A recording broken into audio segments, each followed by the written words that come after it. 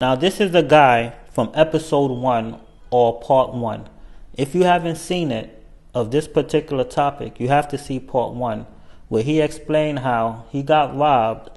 He had the stuff on him, but he couldn't even use it because the other guys, they robbed him, they had the stuff, and they used it. So in this part, he's going to explain the effects or the ramifications of that happening to him and him ending up in the hospital. Alright, part 2 of me getting shot. Okay. Bud shoot me, right?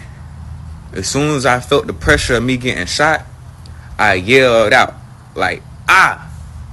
Then I stumbled to the ground. Then I actually, after a couple seconds after that, I actually blacked out. Like, I didn't know what was going on. Somebody had to tell me what I did during that moment later on when I was in the hospital, and I woke up. Well, actually, I didn't know what I actually did in that moment after I got out of the hospital. But basically, I got up when I was stumbling around I was trying to pick myself up, get myself together. But that's kind of hard to do when you shot in the neck. So basically, I'm laying on the ground. Like somebody it was my baby mama. My baby mama, she contained me, whatever. You know what I'm saying? She got a shirt and wrapped it around my neck to stop the bleeding or whatever. So a couple moments passed by. I actually come to. So now I'm conscious. Now I'm laying on the ground. I'm laying on the road, and I'm conscious. I'm sitting up. You know what I'm saying? And I'm spitting out blood or whatever the case may be. I'm not even tripping when I'm on the ground. When I came to, I wasn't even tripping. So I'm spitting out blood. Everybody in the community came out like, oh my God, call the ambulance. So there's somebody called the ambulance already. Help this young man. Woo. So I'm thinking in my head, I'm like, bro, this might be it. But then again, something in my head was like, bro, just chill, cause this might not be it. So her dad, my baby mama's father, came down the street, cause he heard the commotion. I know him, bro. He already knew it was me, bro. Cause bro, it might not look like it, but I'm kind of a hothead, and he knew to where the commotion was coming from. That's where that's where I be at. You know what I'm saying? So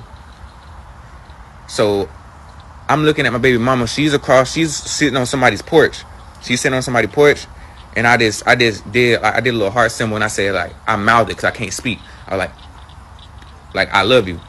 And then she was like, I love you too. And by the time she said that, her dad was already beside me, and he just started yelling at her. He was like, no, blah, blah, blah, blah, no, you don't, da da da, this, da da da, that. So fast forward, skip all that nonsense, bro. I'm still spitting out blood, but I'm sitting up, kind of. I'm like this now. I'm like this. I'm spitting out blood. I'm like, every time blood will fill up my mouth, I spit it out, just like that. But so the ambulance picked me up, and they taking me to the hospital. The dude that actually picked me up, the first responder, he was actually one of my regular customers. I used to work at this convenience store called Racetrack. He was one of my regular customers, and he seen me. He was like, he started crying on the low. He was like, oh man, nah, bro, this ain't for real, bro. So he keeping me calm, you know what I'm saying? Well, I was already calm, bro. Like, he was like, bro, you doing good. You not hysterical. You not, going crazy. You chilling. You doing good. I'm gonna get you there. So we get to the hospital. Probably, I want to say about 5. It take about 5-6 minutes to get to the hospital. By the time I got in the hospital, that's when I was out, because I lost so much blood. I was out. And then I woke up. I woke up. It was actually crazy, bro, because for some reason, I felt like I seen myself getting operated on. I don't know if that was just me tripping or if that was really real, but I think I seen myself getting operated on. So I ended up waking up. I woke up in the hospital bed. And yeah, that's it for right now. I'm about to hit y'all with a part 3. Bah. Her story is a little different because it was an accident. She had a friend in Texas. She went over to her house, and her friend's brother was playing around with the stuff, and it accidentally went off. And that happened to her. Best she could. This story is not to bash they mama, not to bash nobody. It's just to tell my story of what happened to me. Cool. So, we were drinking and we were taking ecstasy. So that was like, you know, back then when ecstasy was like a real big thing to take, whatever, we was taking ecstasy. Cool. So it was me, it was Jessica, it was her brother. We're gonna call him Jerron. It was his 2 friends. We're gonna call them, no, it was his 3 friends. We're not even gonna call them nothing because I'm not gonna be able to remember all that. Okay, cool. So we were in Jerron's room. Her room was right across from his. We were in her room first. After me and her got into the fight, you know, we kind of calmed down because it was like, that was my best friend, so it was cool, whatever. We were in her brother's room. Okay, we were sitting on her brother's bed. He was playing with the gun. You know how you cock your gun back to make sure that the bullet, like, is not, like, you know how you make sure it's not a one in the head or whatever? Cool, right. Okay, so he did that with the gun. So mind y'all, this boy is like one of them boys. He always playing with his gun. Anytime he was always playing with the gun. And I know y'all finna be like, why did he have a gun? At the time he was 17, we were 15, okay? He was always playing with the gun, like, you know, play like he was gonna shoot us and stuff like that. So I was sitting on the bed. Me and Jessica was sitting right next to each other. This was one of them times. I'm looking at my phone. It was really, I want to say it was August the 19th, but it was like 11:59 when this shit happened. All I know is that I felt something hit me in the side of my head, and I'm like, okay, cool. What the fuck? You know, I'm high. Of course, I'm 15. This is my first time taking ecstasy. I'm high. I don't know what's going on. So I feel something hit me in the side of my head, and I see everybody run out the room. So it's like 5 of us in the room.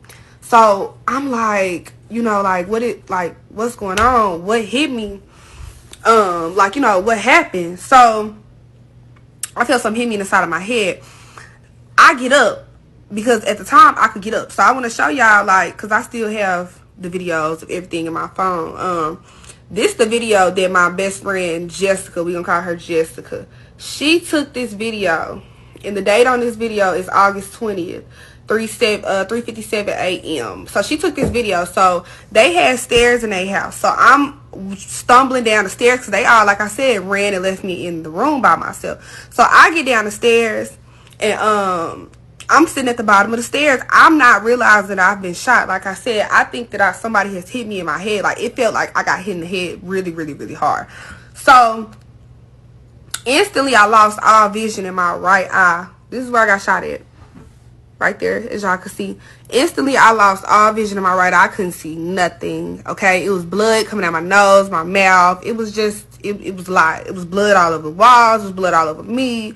So you know, they mama come running out her room. She like, okay, cool. She called 911. She like, yeah, she just got shot. Well, she kept telling the police that I got grazed, okay?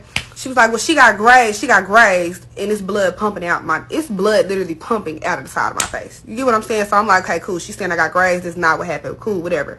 I'm telling them call my mama. They would not call my mama, because they knew at this point that her son, Jerron, had committed a crime. So their main focus was to get the gun out the house. So they went, hid the gun somewhere in the backyard. The shell case in the book, they made sure that all that shit was hid, okay, before they called the police. So it was like me sitting on the ground, probably bleeding out for probably like an hour before they even called the police. Thank God that I did not die. So when the police get there, you know, the mama has told the police that I got grazed. So they not expecting me to be pumping blood out of the side of my face, like it was pumping out of this side, and then this is where the bullet came out of. I have this filter on, but I know y'all can still see that. That's where the bullet came out at. Okay, cool. So I get on the ambulance. They're telling the people, like the police and everybody, that I shot myself. I am still coherent. Like, I never passed out or anything. I'm wide awake, as you know, and I'm asking him, like, you know, before the police got there, I'm like, why did you shoot me? Like, you shot me. He steady hollering back at me, Jerron hollering back at me like, I didn't shoot you. Okay, cool. So they told the police I shot myself. So when I got on the ambulance, the first thing the ambulance asked me, what hand, like, are you left-handed or right-handed? They told me to put the hand up that I write with. I'm left-handed. There's no way that I shot myself on the right side of my face being left-handed. So I'm trying to speed this up because we already at 7 minutes and it's only got 10 minutes, but I'm probably gonna have to make a part 2 of this video. Cool. So They came to the hospital to see me, which I'm gonna insert, you know, pictures of all of this. And mind you, this was supposed to be my best friend. So this is a video of me. I'm gonna just show y'all from my other phone. Look at me, Rosie. Look at me, Rosie. Yeah. Okay. That's Rosie. There she goes. So that's a video of me in the hospital. This is another picture. I'm gonna show y'all pictures of me in the hospital. So this is me.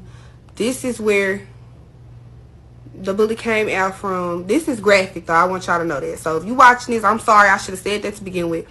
This where the bullet went in it. So yeah.